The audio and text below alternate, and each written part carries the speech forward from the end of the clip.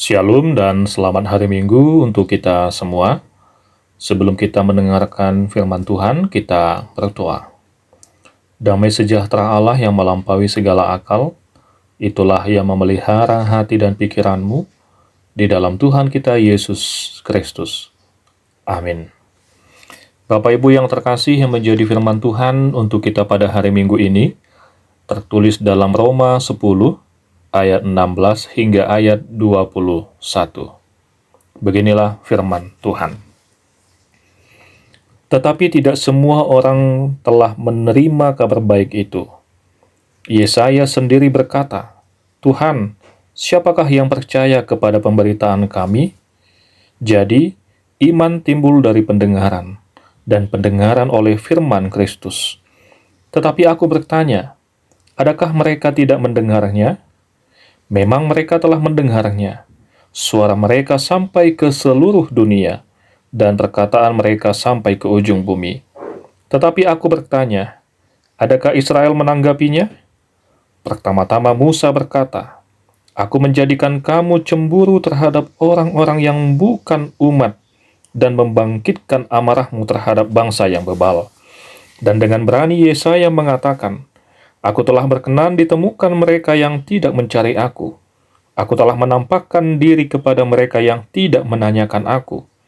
Tetapi tentang Israel dia berkata, "Sepanjang hari aku telah mengulurkan tanganku kepada bangsa yang tidak taat dan yang membantah." Demikian firman Tuhan. Bapak Ibu yang terkasih dalam nama Tuhan kita Yesus Kristus, firman Tuhan pada hari Minggu ini mengingatkan kita bagaimana kita benar-benar memberikan hati dan pikiran kita untuk mendengarkan firman Tuhan dan melakukan apa yang kita dengarkan tersebut di dalam kehidupan kita. Karena memang tidak semua orang yang mendengar itu mengerti apa yang didengarkan atau disampaikan kepadanya. Hal inilah yang digambarkan oleh Paulus melalui kehidupan umatnya Israel. Mereka telah mendengar firman yang disampaikan Allah melalui para nabi. Bahkan bukan satu kali saja, tetapi berkali-kali. Permasalahannya bukan apakah mereka sudah mendengar atau belum, tetapi apakah mereka mengerti atau tidak. Allah sudah berfirman kepada mereka melalui Musa hingga Nabi Yesaya. Namun, sejarah membuktikan bahwa mereka menjadi bangsa yang tidak taat dan suka membantah. Sejarah juga membuktikan bahwa sebagai akibat dari kedegilan hati, kebebalan dan ketidaktaatan mereka, Allah menghukum mereka. Oleh karena itulah Bapak Ibu yang terkasih, karena penolakan ini, Allah pun mengalihkan anugerahnya kepada bangsa-bangsa yang lain. Allah menyatakan diri pada bangsa lain melalui hambanya sehingga mereka pun mengenal Dia. Melalui tindakan ini, Allah ingin membangkitkan kecemburuan bangsa Israel, yaitu ketika mereka menyaksikan segala berkat yang diterima bangsa-bangsa lain yang mereka anggap tidak layak mendapat bagian dalam rencana keselamatan Allah. Melalui kisah sejarah bangsa Israel yang menunjukkan kegagalan mereka untuk taat kepada Allah, Paulus mengingatkan kita bahwa mendengar saja tidaklah cukup. Diperlukan sikap hati yang benar setiap kali kita mendengarkan firman Allah, karena iman timbul dari pendengaran, dan pendengaran oleh firman Kristus. Dan inilah yang menjadi tujuan pemberitaan Injil Kristus, yakni mengenal Allah dan memahami segala firman-Nya kepada kita. Allah ingin agar umat-Nya melakukan firman dengan hati yang mengasihi dan mentaati Allah. Bapak Ibu yang terkasih dalam nama Tuhan kita Yesus Kristus, ada begitu banyak firman Tuhan yang berhubungan dengan mendengarkan firman atau perintahnya. Seperti yang tertulis dalam Keluaran 19 ayat 5. "Jika kamu sungguh-sungguh mendengarkan firman-Ku." Perhatikan, jika kamu sungguh-sungguh mendengarkan firman-Ku. Artinya tidak setengah-tengah. Hari ini didengar, besok tidak lagi, tetapi dilakukan dengan sungguh-sungguh. mendengarkan dengan sungguh-sungguh. Yang berikutnya ketika kita melihat dalam Yesaya 55 ayat 3. Sendengkanlah telingamu dan datanglah kepadaku. Dengarkanlah, maka kamu akan hidup. Kemudian ketika kita membaca dalam Ibrani 3 ayat 15. Pada hari ini jika engkau mendengar suaranya, jangan keraskan hatimu seperti dalam kegeraman. Begitu juga dalam Filipi 4 ayat 9. Dan apa yang kamu pelajari, apa yang kamu telah terima, dan apa yang telah kamu dengar, dan apa yang telah kamu lihat padaku, lakukanlah itu. Maka sumber damai sejahtera, yaitu Allah, akan menyertai kamu.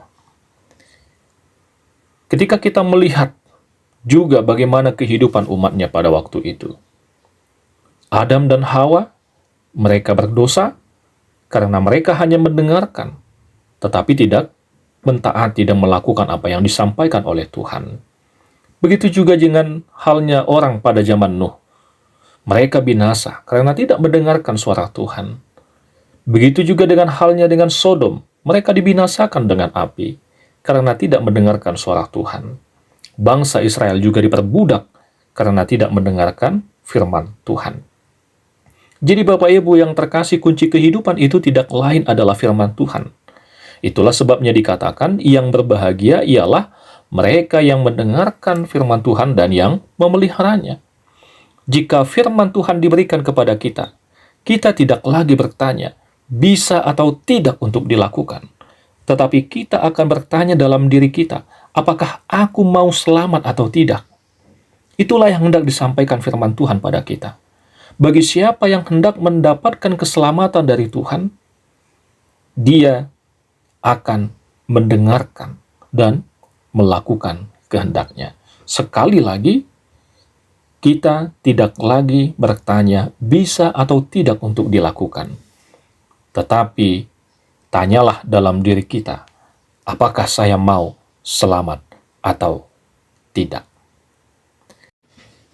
Jadi Bapak Ibu yang terkasih, kita diingatkan kembali, ditekankan kepada kita, bahwa kita jangan hanya mendengarkan, tetapi juga melakukan apa yang kita dengarkan.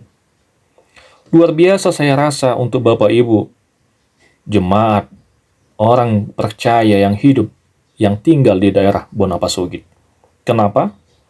Biasanya, jemaat senantiasa diingatkan untuk ibadah minggu melalui suara lonceng gereja.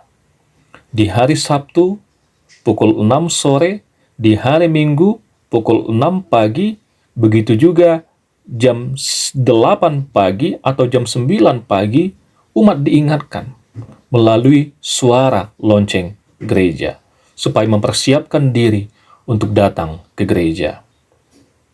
Jadi banyak sekali masyarakat atau jemaat yang sudah mendengarkan suara panggilan ini melalui lonceng gereja. Mereka mendengarkan, iya, tetapi tidak semua yang mendengarkan suara lonceng gereja ini merespon suara lonceng gereja ini dengan datang pada ibadah minggu yang dilakukan di tengah-tengah gereja. Banyak juga orang Kristen setelah mendengarkan firman Tuhan, tetapi mereka tidak percaya, mempertanyakan kebenaran-kebenaran firman Tuhan, terlebih ketika hidupnya diperhadapkan dengan hal-hal yang dia tidak kehendaki. Dia mempertanyakan di mana kebaikan Tuhan, di mana kasih Tuhan, di mana penyertaan Tuhan, dan lain sebagainya. Tetapi luar biasanya, ketika mereka mendengarkan informasi yang sifatnya belum benar, apakah itu gosip? Uniknya, ini diterima dengan sepenuh hati dan tidak dipertanyakan kebenarannya. Dan dengan bangganya, kita menyampaikan berita yang belum tentu benar ini, yang menceritakan tentang orang lain, apakah itu keburukannya, kepada orang lain. Seolah-olah tidak sah. Rasanya, kalau gosip ini tidak diberitakan kepada orang lain. Sementara tentang firman Tuhan, yang jelas-jelas kita imani sebagai firman yang disampaikan oleh Tuhan, kita meresponnya dengan keraguan dan ketidakpercayaan. Saya jadi teringat dengan sebuah istilah yang saya baca, saya lihat di media sosial seperti ini. Ketika media mengabarkan tentang suatu penyakit, apakah itu flu babi, apakah itu virus corona, manusia begitu panik. Hal ini kelihatan seperti yang terjadi beberapa tahun yang lalu. Ketika maraknya wabah corona, kita sebagai manusia bagaimana supaya kita bisa bertahan di tengah wabah ini? Kita hidup dengan pola sehat, kita menggunakan masker, kita menggunakan hand sanitizer, kita mencuci tangan, menjaga kebersihan, dan lain sebagainya. Bagaimana supaya kita bisa tetap bertahan, survive di tengah-tengah situasi itu. Ketika media mengabarkan tentang bencana, manusia begitu panik. Karena kita tahu bencana ini juga bisa menghancurkan kehidupan kita, pekerjaan kita, dan lain sebagainya. Sehingga kita berusaha mempersiapkan segala sesuatu untuk menghadapi bencana. Tetapi uniknya, ketika Alkitab atau firman Tuhan mengabarkan, memberitakan tentang hukuman dan kematian bagi orang yang tidak percaya, bagi orang yang tidak mau melakukan kehendaknya, apa yang terjadi? Apakah manusia panik? Ternyata tidak. Manusia begitu santainya. Manusia sering juga tidak peduli. Manusia menganggap hal ini sebagai sesuatu yang sepele dan tidak perlu diperhitungkan, sebagaimana dengan virus, bila dibandingkan dengan virus, bila dibandingkan dengan bencana. Dan inilah uniknya. Oleh karena itu, Bapak Ibu yang terkasih, semakin sering kita mendengarkan firman Tuhan, seharusnya kita semakin dekat kepadanya dan semakin mengenalnya. Semakin besar pengertian kita tentang Tuhan, semakin besar pula seharusnya kasih kita kepadanya. Pada akhirnya, kita akan menjadi anak-anak Tuhan yang taat dan patuh kepadanya.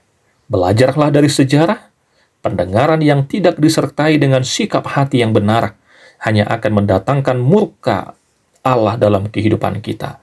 Namun, pendengaran dan pengertian yang menghasilkan ketaatan akan mendatangkan berkat Allah, yaitu hidup di dalam janji keselamatannya. Bacalah firman Tuhan dengan setia, dengarkan dan lakukanlah. Kita akan melihat karya Allah yang akan memulihkan dan mengubahkan hidup kita. Amin. Tuhan memberkati.